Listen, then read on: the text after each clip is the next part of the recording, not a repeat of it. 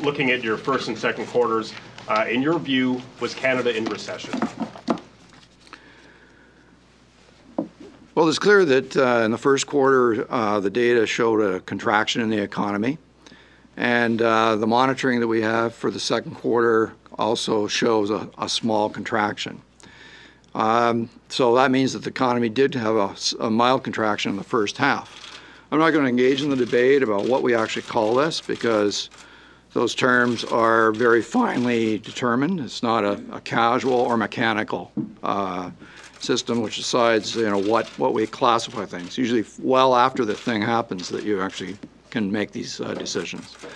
But there's no doubt that we have worked our way through a mild contraction.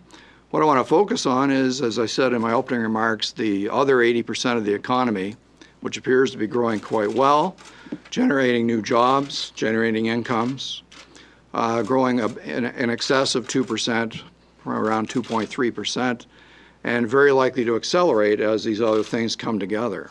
Certainly the U.S. economy does appear to be gathering more momentum, and so we're quite confident that the export side will resume its growth track, which we saw in the latter half of 2014, and then it faltered during the winter months.